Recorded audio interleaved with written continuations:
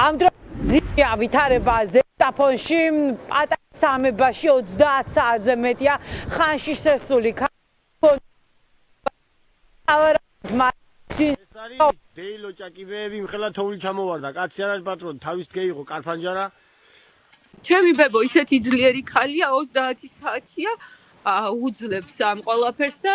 კიდე დიდხანს იცოცხლებდა რომ დროულად გამოჩანილი იყო სასწრაფო და დროულად გაეკეთებინათ ყველაფერი. უგონო მდგომარეობაშია ბებო უკვე გუშინ 3 საათი ღამის 3 საათიდან ოღონდ დილიდან ველოდებით სასწრაფოს რომ ტრაქტორს გვირდებიან დილის 7 საათიდან რომ ტრაქტორი გაწმიდავს გზას და აი ამოვალთ ეხლა ამოვა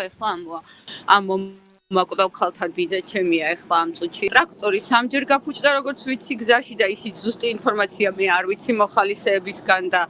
ჩემი ბიძაშვილებისგან ვიგებ ამბავს რომ და 10 საათიდან რომ წავიდა ტრაქტორი მე უკვე არ ვიცი დილამდე რასელოდებოდნენ ადამიანის სიკვდილს ალბათ ჯერ კიდევ ცოცხალია ბებია ჩემი სუნთქავს და სანამ დრო არის და სანამ არის იმის შესაძლებლობა რომ გადაარჩინონ ადამიანი რამე იღონონ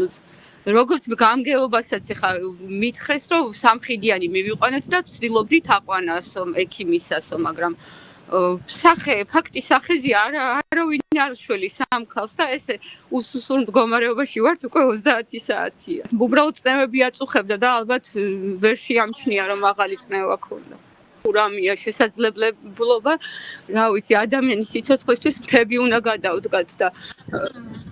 ყველაფერი ვეცადოთ რომ როგორმე რამენაირად ვუშველოთ ამ ქალს. ნანუკა ქაჯაია საუბრობდა პირდაპირ ეთერში კრიტიკული მედია ორგანიზაციები